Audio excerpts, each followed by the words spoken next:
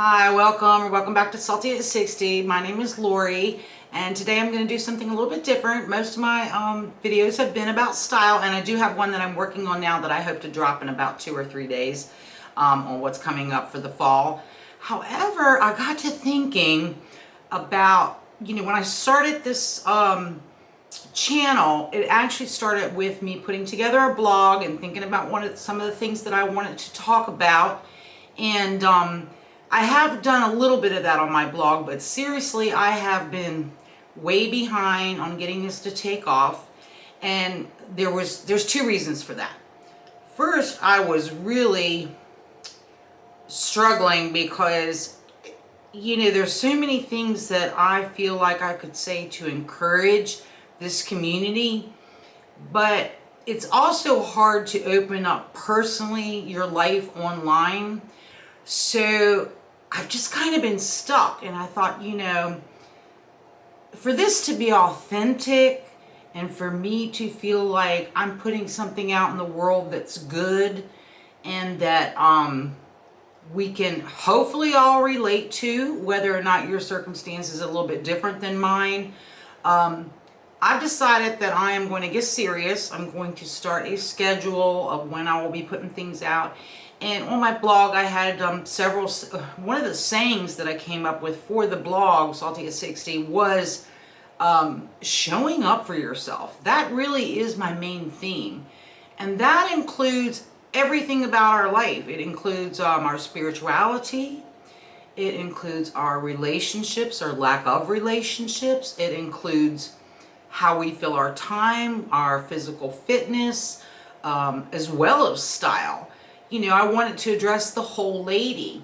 And so in that vein, I want to talk today a little bit about something that I have been thinking about. And I'm really pondering it in my mind. And I wanted to share it with my audience because I know that I can't be the only person in my age group, or maybe a little younger, maybe a little bit older, that's thinking about this. And it came to my mind the other day that I felt as if aging can sometimes take courage. And what I mean by that is we are often going to change things in our life as we grow older that other people, whether it's family, friends, maybe you have a significant other, is not going to understand. And for me, let me just share this little story. I guess I was about 45, and I was really, no, I'm sorry, not 45, 55. And I was really feeling my body change and feeling like my skin was changing. And I wasn't happy with so many things, not only my body, but, my hair, my makeup, all that kind of thing. And I started taking a deep dive onto the internet, and I've seen so much advice of like what you shouldn't do when you're older, and, other things that you should do when you're older. And I did try a few of those. And I have been dyeing my hair since I was in my 20s. I was born a very light natural blonde. In fact, they used to call us towheads because my hair was that white. And I stayed a blonde all throughout childhood and all up through my teens. And it did start to turn when I got up, to be like 20, 21. And then I started dyeing it, and I've been dyeing it ever since. And when I reached about 55, I was so sick of dyeing my hair. But also, I felt like, of course, my skin had changed. I have always been a sun lover. I have spent so much time at the water. When I named the channel Salty at 60, I know salty can have a connotation meaning that you're kind of a smart aleck or you got a lot of sass. And I like the sass part. But it wasn't meant in a derogatory way. For me, it was meant more like, being seasoned, being well seasoned.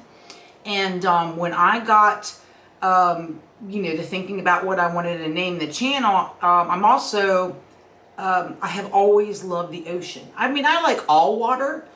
And, my ideal vacation is always going to a beach, and I don't care where the beach is at. but I live in the Mid-Atlantic. I was born into Southern Maryland, and so I didn't live very far from Chesapeake Bay. And my grandparents, who I was very close with growing up, they were always fishing and boating. And because my parents didn't have much money, you know, they were just a young couple when we were little, my grandparents took us along to a lot of boating and water activities. And I just took to it, as they say, like a fish to water. And I have always loved the water. My first husband and I, we owned a boat. We, eventually we owned a boat. But we were always going fishing. We took all of our vacations fishing, and you could always find him. I mean, he got hooked even more than I did. I don't think he really fished much as a child because his youth and the way he was raised and where he was raised, he didn't really have the opportunity to do a lot of that. And we both grew up right outside of DC, and so, you know, it was a big suburban area even back then, although it's it's just crazy nowadays how, you know, everything has grown.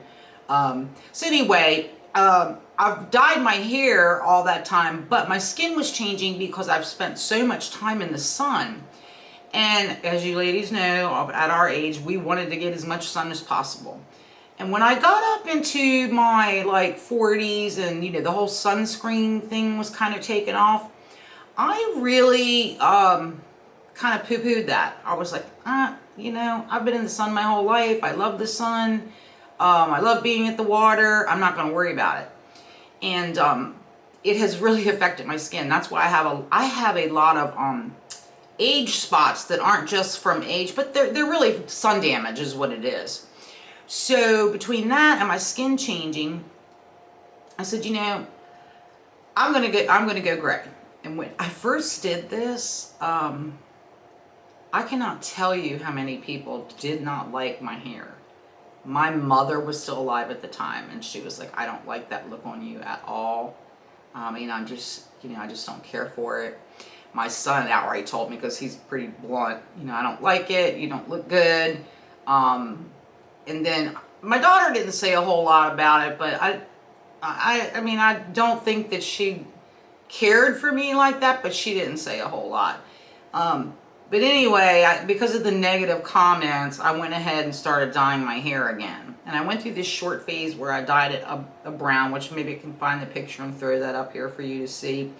My hair is naturally a dark ash blonde hair color. And I know that I'm never going to gray into one of these ladies that have that beautiful silver hair, or all white hair, because the few times that I've let my roots grow and it starts to get long, I have a lot of dark. I am going to be a true salt and pepper. So anyway, here I am. I haven't had my hair done since March, and here we are, you know, in August. And so I mean, I have been trying to find someone to cut my hair because I moved and I wanted to get another, you know, person to do my hair. But the main reason was it was such a nice salon, and she did such a fabulous job with my hair, but it was very, very expensive. It was well over $200. And because I'm wearing my hair so short, once I moved into my new apartment, I was like, there's no way I can afford to do this. So I have not had any luck finding anybody to take me on as a new client. And so therefore my hair is kind of growing out in the style. And I do like my hair short. I don't like my hair long. I look better in short hair. So, but I couldn't do the color. And I went ahead, and so this is what I want to share with you and then get all of your thoughts on it, is I had bought this Clairol Nice and Easy Light Blonde. And I had bought this. It came in a pack of 3 from Amazon. And I haven't used that since I was going to my last hairdresser. But when I moved, I brought it along because, you know, it wasn't expired or anything, and you never know if you might need it. So I brought this along with me. And so 2 weeks ago, I dyed my hair with this color. Again, this is the Nice and Easy color. Colors all your gray. It is a it's called Bright Blonde number 9. It came out so blonde and so brassy that then I started, went and I bought a toner, and I can't show you that today because it was just it was for a blonde toner, And it did absolutely nothing to my hair. I still had all these brassy highlights and everything. And so then I said, well, I'm going to try something really screwy. And I had to be really brave to do it. I bought this stuff called Adore. This is a demi-permanent color that only lasts really a few washes. And I got the titanium. This is $155. And I was like, this will give me an idea, you know, maybe I could just cover up over the blonde, because I didn't need to lift it again, because I'd already lifted it when I, you know, dyed it with the Nice and Easy. So I was like, well, maybe it's just, because it didn't come out as a light blonde on me, but it was more of a medium blonde.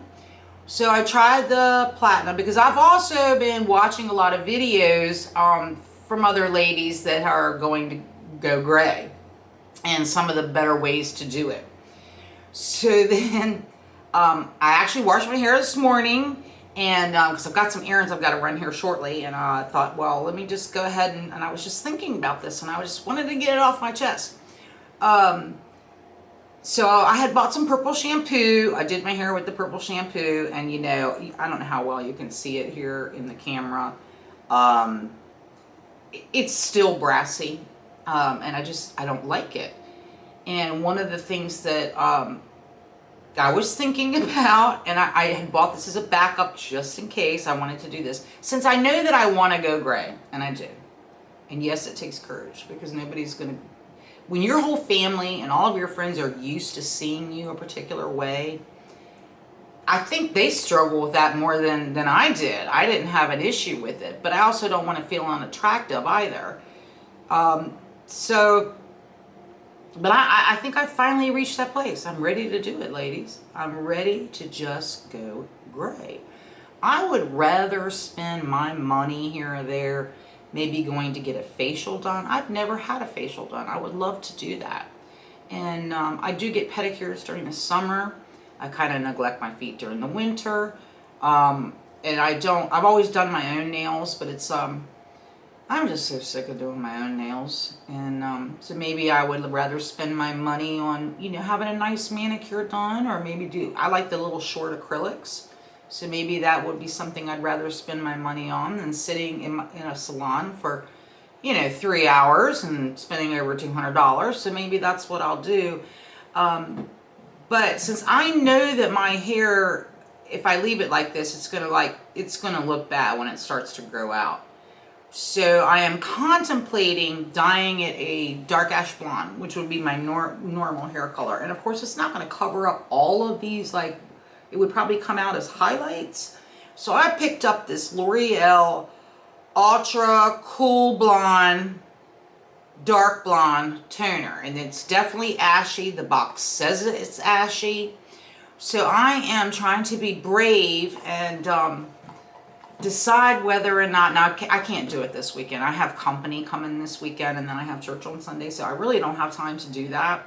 And I kind of want to do it like maybe on a weekday, so that way I don't have plans to meet or see anybody, and I can let it grow on me and decide whether I like it. But I just feel like this way, when this will wash out eventually, and at least it'll be a little closer to my own natural hair color, and you know, then the grays can just come through. I don't mind that. I'm just ready for it. Actually, I'm excited for that. But you know, I've been trying to work on, like, I never knew about this whole color analysis thing until I started this journey about a year ago. So I can't tell you, I have watched, I mean, probably 100 videos on color analysis. Some of them are just so hard to follow, and others, yeah, but I feel like I'm finally getting there on which season I think I am. And it does confuse you if you are blonde sometimes, because you know, kind of, or maybe if you dye your hair something very different, just like I had, from what your natural hair color is, it's hard to tell. But I do know that my skin is much more sallow. It's a lot lighter. That even though I have like dark coloring up in here in spots, I really have a fair complexion. Not the porcelain type fair. You know, I'm definitely not like a winner. But I'm working on that, and I just feel like the ash blonde would look better on me to start going out gray. I am curious to know or hear from you on whether or not you have decided to go gray.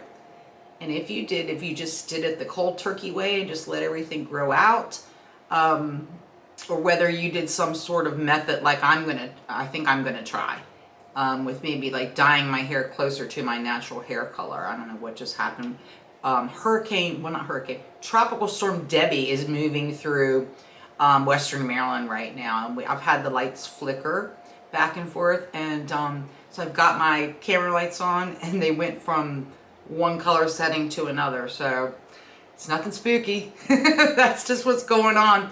But anyway, I would love to hear from you.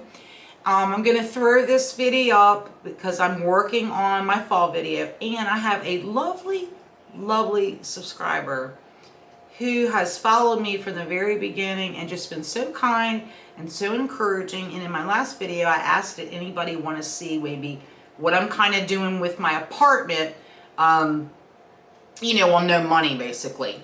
And she said she was definitely interested in that. And I want you to know that I have tried to take a couple test films of the living room and dining area and all that. And boy, is shooting a camera on the move completely different, because I'm not going to be able to use any of that footage because like the camera shakes a little bit, or I wasn't in focus enough, or so I got to play around with that. But I do want you to know, and she'll know who she is, that I am working on that, and I hope to get that out after this next video on the fall.